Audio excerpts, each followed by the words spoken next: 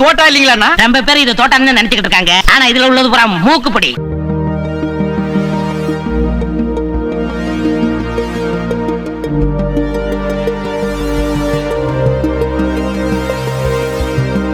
ஏண்டா சேகுவேரா பத்தி கொஞ்சோண்டு உண்மையை சொன்னதுக்கே டாலர்களாகிய நீங்க ஒரு மாசமா அழுறீங்களே, இப்ப இந்த வீடியோவை பார்த்துட்டு என்ன ஆக போறீங்களோ? இவன் வேற என்னை ரொம்ப டார்ச்சர் பண்றான்டா. வழக்கம் போல ஆதாரம் இருக்கா, ஆதாரம் இருந்தா கூடுன்னு ஒப்பாரி வைக்கிற டோலர்களில் பலருக்குமே ஆங்கிலம் படிக்கவே தெரியாதுன்னு எனக்கு நல்லா தெரியும். இருந்தாலும் உங்களுக்காக ஆதாரங்களை இணைச்சிருக்கேன். கம்யூனிசம் பத்தி ஒவ்வொருத்தரும் தெரிஞ்சுக்கணும். அதுலயும் கம்யூனிச தலைவர்கள்னு இந்த உலகமே கொண்டாடுற பல பேரை பத்தி மக்கள் எல்லாருமே தெரிஞ்சுக்கணும். அதுக்காகத்தான் கம்யூனிசம் பற்றி இவ்வளவு டீப்பான வீடியோஸ் நான் போட்டுட்டு இருக்கேன். நீ திருந்தணுங்கிறதுக்காகத்தான்ப்பா அடிக்கிறேன். சேகுவேராவுடைய செத்த உடலை சாண்டா கிளாரால இருக்க அவரோட பெரிய சிலைக்கு கீழே புதைச்சிருக்காரு காஸ்ட்ரோ. சேகுவேராவை ஹீரோவா மட்டுமே பார்த்த உங்களுக்கும் உலகம் முழுக்க இருக்க மக்களுக்கும் காஸ்ட்ரோவின் அன்பு தான் சேகுவேரா உடலை இங்க கொண்டு வந்து அடக்கம் பண்ணிருக்கு. காஸ்ட்ரோவுக்கு சேகுவேரா மேல பயங்கர அன்பு, நட்பு, காதல்னு எல்லாருமே நினைச்சிட்டு இருப்பீங்க. ஆனா நிஜத்துல நான் ரெட்டி பேசுறேன். அருவா போட்டுட்டேன். சூப்பர் ரெட்டி. ஏற்கனவே சேவை பொலிவியால போட சொல்லி காஸ்ட்ரோ ஆர்டர் போட்டுட்டாரு. சோவியத்தும் அந்த நல்ல காரியத்தை உடனே செஞ்சு தோடா காஸ்ட்ரோன்னு உத்தரவிட்டு இருந்தாங்க.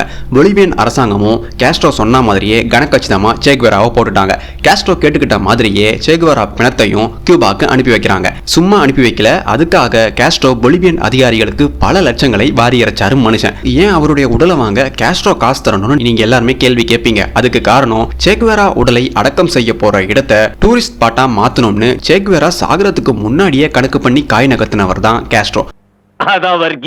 அதுக்காக பெரிய சைஸ்ல சேகுவேராவின் உருவச்சிலையை செஞ்சு கியூபாவின் டூரிஸ்ட் ஹாட் ஸ்பாட்டா மாத்தினாரு காஸ்ட்ரோ. 100 வருடங்களுக்கு பிறகு வரப்போகும் மடையர்களுக்கு தெரியவா போகிறது? உயிரோட இருக்கும்போது தான் நீ ஒரு குந்தலம் பண்ணல, செத்தாவது கியூபாவுக்கு ஸ்நாக்ஸ் வாங்குற அளவுக்காவது காசத்தாடான்னு இந்த வேலையை பார்த்திருக்காரு காஸ்ட்ரோ.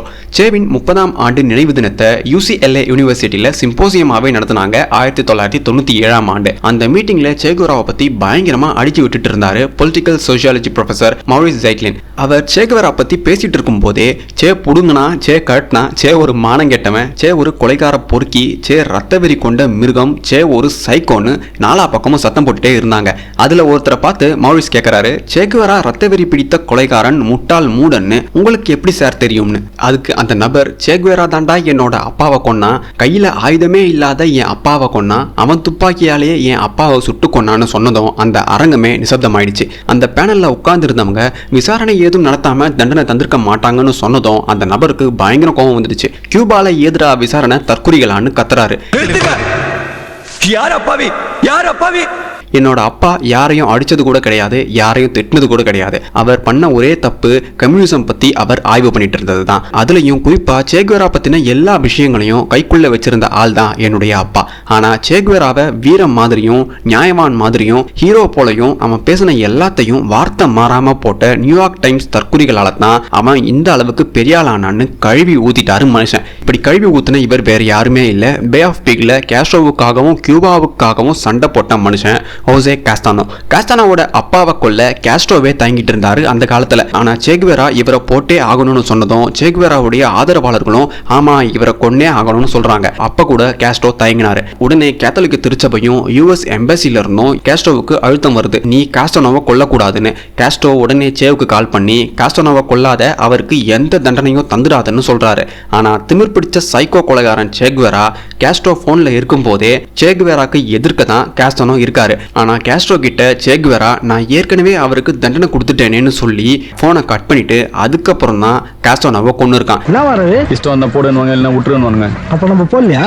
தன்னுடைய அப்பாவுக்கு நடந்த எல்லா கொடூரத்தையுமே கண் முன்னாடி பார்த்தவர் தான் ஹோசே காஸ்டானோ. இத அவர் அந்த அரங்கத்துல சொல்லிட்டு இப்ப என்னடா சொல்றீங்க அமெரிக்க அயோக்கியர்களான்னு கேட்கிறாரு. அந்த பேனல்ல இருந்தவங்க வாயை மூடிட்டு உட்கார்ந்துருக்காங்க, ஒரு வார்த்தை கூட பேசாம. இன்னொரு சத்தம் வருது, சேகுவேரா பத்தி நீங்க எழுத போற எல்லா விஷயங்களையும் சுத்த பொய். சேகுவேரா இது மாதிரி ஆயிரக்கணக்கான மக்களை தன்னோட கைகளாலேயே கொண்டு இருக்கான். நீங்களாம் என்னடா ஆய்வு பண்ணி அவனை பத்தி உண்மையா சொல்றீங்க? ஒரு நாளாவது நீங்க பாக்குற வேலைக்கு விசுவாசமா இருந்து உண்மையான விஷயத்த ஒரே ஒரு தடவையாவது பப்ளிஷ் பண்ணுங்கன்னு கேட்கிறாரு. அவர் வேற யாருமே இல்ல, அவர் காஸ்டானோவின் நண்பர். இவருடைய குடும்பமும் சேகுவேரா கையால் சிக்கி சின்னாபின்னமாகி அழிஞ்ச குடும்பம் தான். அதிலிருந்து தப்பித்தவர் தான் இவரும். சேகுவேரா மற்றும் ஃபிடல் காஸ்ட்ரோவால் பல கொடூர கொடூரத்தை அனுபவிச்ச லட்சக்கணக்கான கியூபாவின் மக்கள் பல நாடுகள்ல இப்பவும் வாழ்றாங்க. அவங்க யாருமே இவங்க 2 பேரையும் மனுஷனா கூட மதிச்சு ஒரே ஒரு நல்ல விஷயத்தை கூட சொல்லவே மாட்டாங்க. ஏன்னா இவங்க பண்ண அராஜகம் கொஞ்சம் நஞ்சமல்ல. உங்களுக்கெல்லாம் நல்லதாவே வராது, நீங்க நாசமா போயிடுவீங்க. நல்ல பணக்கார குடும்பத்தில் பிறந்த சேக்வேரா கம்யூனிச கொள்கையால மட்டும் ஈர்க்கப்படல. அவருக்குள்ள இருந்த கொடூரமான இனவெறுப்பு, கொடூரமான எண்ணத்தாலையும் அவர் இந்த கம்யூனிச பாதையை தேர்ந்தெடுத்தாரு. சேக்வேராவுக்கு கியூபாவை ரஷ்யாவை போல மாத்தணும்னு தீராத வெறி இருந்துச்சு. லெனின் மேல அளவு கடந்த வெறி கொண்ட ஆள்னா அது சேக்வேரான்னு டக்குன்னு நாம சொல்லிடலாம். ஏன்னா லெனின் மீது கொண்ட தீராத வெறியால தன்னோட மகனுக்கு லெனின்னே பேர் வச்சாரு சேக்வேரா. தன்னோட எழுத்துலையும் பேச்சிலையும் முழுக்க முழுக்க வெறுப்புணர்வையும் இனவெறுப்பையும் விதைச்சாரு சேக்வேரா. தன்னுடைய அபிமானிகளும் இதை மட்டுமே பின்தொடரணும்னு உத்தரவும் போட்டாரு. யாரெல்லாம் இதை ஏத்துக்கலையோ அவங்கள சிறையில் அடைச்சி சித்திரவதை செஞ்சு சுட்டு கொன்னாரு சேக்வேரா. 1959ஆம் ஆண்டு காஸ்ட்ரோ கியூபாவை கைப்பற்ற உதவியா இருந்த அத்தனை அரசு அதிகாரிகளும் கியூபாவை இனி கடவுளால கூட காப்பாற்றவே முடியாதுன்னு படகு மூலமா தப்பிச்சு ஓடினாங்க கியூபாவை விட்டு. Oh my God. இதுல முதல் ஆளு காஸ்ட்ரோவை தீவிரமா ஆதரிச்சு அவரோட சேர்ந்து தோளோட தோல் நின்று சண்டை போட்ட கியூபாவின் பிரசிடென்ட் மேனுவேல் உருஷியா தான். இவருக்கு அப்புறம் ஒருத்தரா பதவியை ராஜினாமா பண்ணிட்டு கியூபாவை விட்டுட்டே ஓடிட்டாங்க. கியூபாவில் இருந்த கடைசி இண்டிபெண்டன்ட் நியூஸ் பேப்பர்ஸ் எல்லாம் காணாம போயிடுச்சு. 1960ஆம் ஆண்டு கியூபாவில் இருந்த பேச்சு சுதந்திரம், பத்திரிகை சுதந்திரம், தனிநபர் சுதந்திரம் எல்லாத்தையுமே ஒட்டுமொத்தமா அழித்தெடுத்தாங்க காஸ்ட்ரோ அண்ட் சேக்வேரா. அதே 1960ஆம் ஆண்டு கியூபாவுக்கு மிகப்பெரிய அடி விழுந்துச்சு. நீங்க எல்லாம் நினைச்சிட்டு இருப்பீங்க ஆதிக்க சக்தியான அந்நிய சக்தியான அமெரிக்காவால தான் இந்த அடி விழுந்திருக்கும்னு. ஆனா அதுதான் இல்ல. மாறாக அந்த அடி ஃபிடல் அண்ட் சேவால கியூபா மேல விழுந்துச்சு. 50,000க்கும் மேற்பட்ட மக்கள் 1960ஆம் ஆண்டு கியூபாவை விட்டு நாலா பக்கமும் தெரிச்சு ஓடினாங்க. அதுல குறிப்பிடத்தக்க மக்கள் தொகை நன்கு படித்து ஒரு சமுதாயத்தை மாற்றக்கூடிய ஜனத்தொகையா இருந்துச்சு.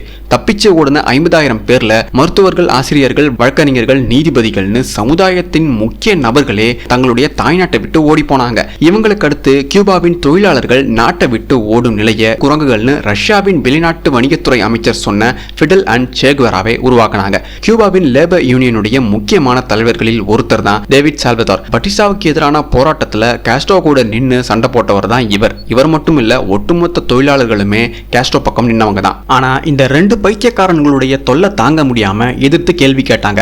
அதனால 1962ஆம் ஆண்டு டேவிட் சால்வதாரை கைது பண்ணி அடுத்த 12 வருஷத்துக்கு சிறையில் வச்சாங்க.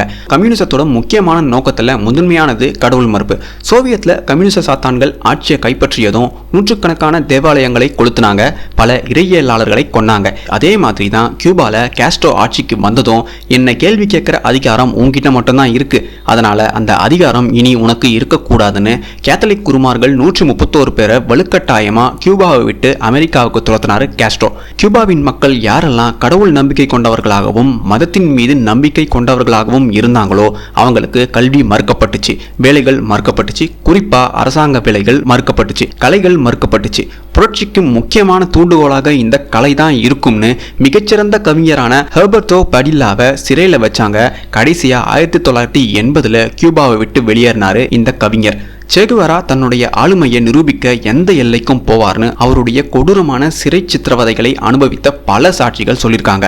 வயசு வித்தியாசம் பார்க்காம சுட்டுக்கொள்ளும் சைக்கோ தான் சேகுவேரா. தன்னோட ஆட்களின் உணவை திருடிட்டான்னு 14 வயசு பையனை சுட்டு கொன்னாரு சேகுவேரா. தன்னோட நண்பர்களையே லாக்கபானா சிறையில அடைச்சி கொன்னவர் தான் சேகுவேரா. என்னோட வழியை பின்பற்றாத யாரையும் எனக்கு பிடிக்காது, அவங்கள நான் வாழவே விடமாட்டேன்னு தொடர்நடுங்கி சேகுவேரா அவரே சொல்லியிருக்காரு.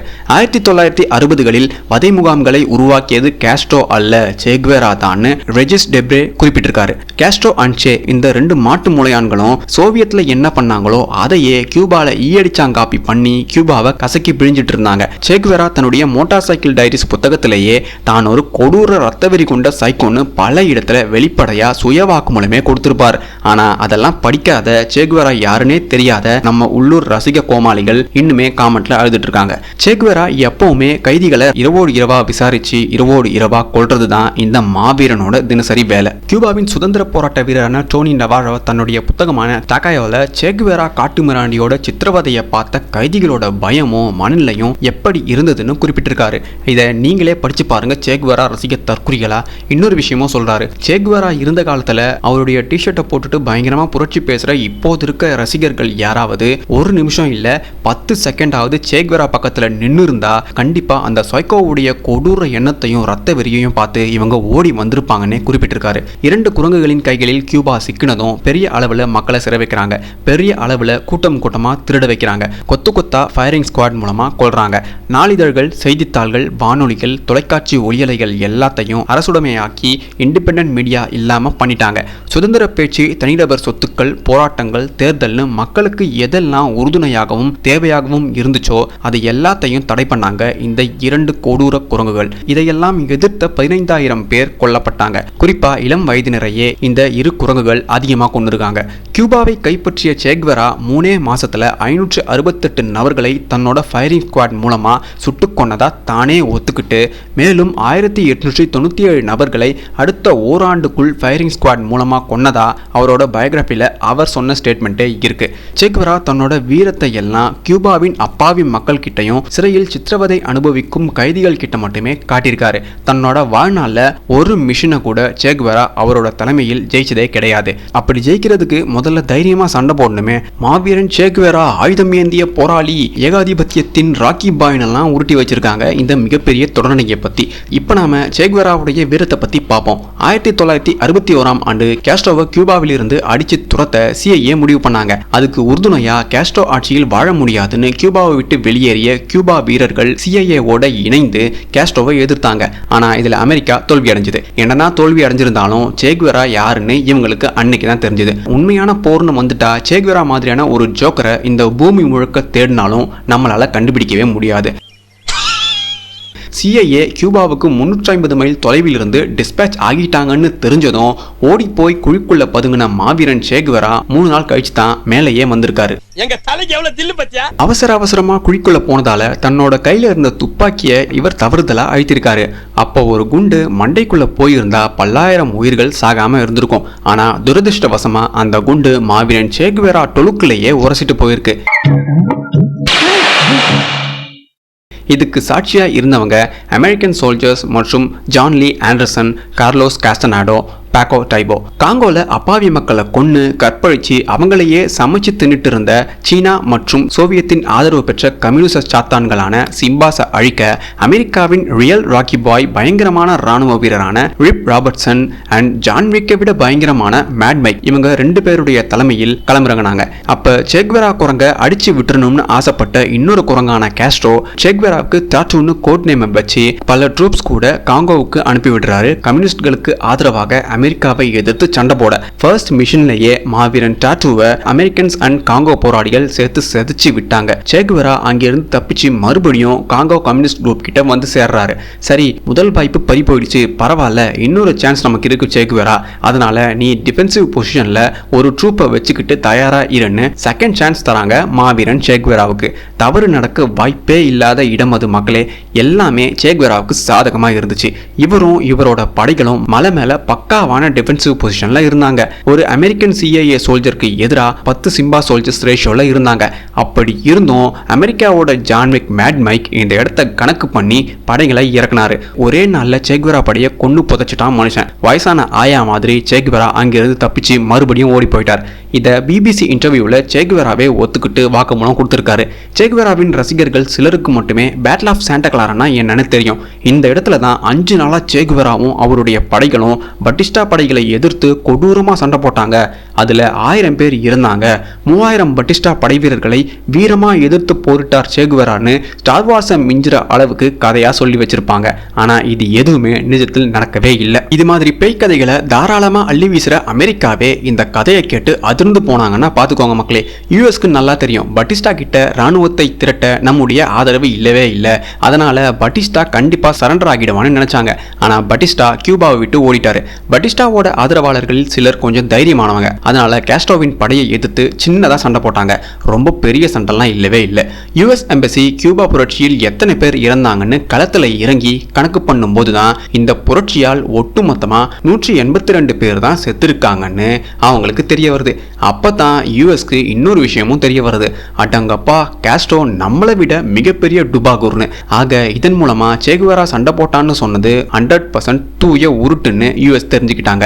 இதனால பேட்டில் ஆஃப் சாண்டா கிளாராவும் ஸ்கிரிப்டட்னு புரிஞ்சுக்கிட்டாங்க. என்ன அப்ப இதெல்லாம் பொய்யா? கன்னி வீரரான சேகுவேரா துப்பாக்கி ஏந்தி தன்னுடைய வாழ்நாளில் பலம் பொருந்திய எதிரி யாரையும் காங்கோவுக்கு போகும் முன்பு வரை சந்திச்சதே இல்லை. அதன் விளைவுதான் உண்மையான போர்க்குளத்தோட சூட்டையும் உண்மையான நெஞ்சுரம் கொண்ட ராணுவ வீரர்களையும் பார்த்த சேகுவேரா தான் போட்டிருந்த ட்ரெஸ்லயே உச்சா போயிட்டே ஓடி வந்திருக்காரு காங்கோவை விட்டு. சே ரசிகர்கள் பல பேர் காமெண்ட்ல கொரில்லா போர் பற்றி புத்தகம் எழுதின அவருக்கே துப்பாக்கி எடுத்து சுட தெரியாதுன்னு சொல்றியா, உனக்கு வரலாறு தெரியுமான்லாம் கதறுவீங்க.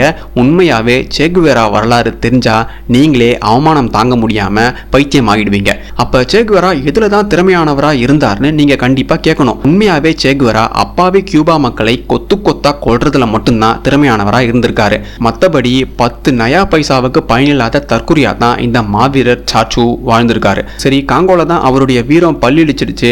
அதனால அமைதியா கியூபாவுக்கே வந்து காஸ்ட்ரோ காலில் விழுந்து மன்னிப்பு கேட்டு இங்கேயே ஏதாவது பண்ணி பொழைச்சிருந்திருக்கலாம். ஆனா பொலிவியா போய் தன்னுடைய கோமாளித்தனத்தை காட்ட நினைச்ச சேகுவேராவை 8ஆம் தேதி அக்டோபர் மாதம் 1967ஆம் ஆண்டு பிடிக்கிறாங்க. ஒரு கோழை கூட தன்னுடைய எல்லையை மீறி சில நேரத்தில் வீரனாவான். ஆனா சேகுவேரா பிடிப்பட்டப்ப, ஐயா நான் தான் சேகுவேரா, என்னை சுட்டுடாதீங்க, நான் உயிரோடு இருந்தாதான் உங்களுக்கு நன்மைன்னு காலில் விழுந்து கதறியிருக்காரு மனுஷன். அடுத்த நாளே இந்த கோழையை பொலிவியன் அரசாங்கம் முடிச்சு விட்டாங்க. இந்த செய்தியை கேட்ட மக்கள், குறிப்பா கியூபாவிலிருந்து உயிரை பணயம் வச்சு தப்பிச்சு நாலா பக்கமும் போன மக்கள் பயங்கரமா கொண்டாடினாங்க. அப்படின்னா இந்த தொடர்நடுங்கி பைய எந்த அளவுக்கு கொடுமைகளை பண்ணிருப்பான்னு நீங்களே யோசிச்சு பாருங்க மக்களே. என்ன ப்ரோ சொல்ற, அப்ப எங்க மாவீரன் சேகுவேரா துப்பாக்கி ஏந்தி சண்டையே போடலையான்னு கேக்குறீங்களா? அவர் மட்டும் இல்ல, அவரும் அவருடைய எஜமானாகிய தீவு தற்குறி காஸ்ட்ரோவும் யாரை எதிர்த்து பயங்கரமா சண்டை போட்டாங்கன்னு அடுத்த பாட்டுல பார்க்கலாம். Until then, stick with me on my social media handles. Arigato மக்களே.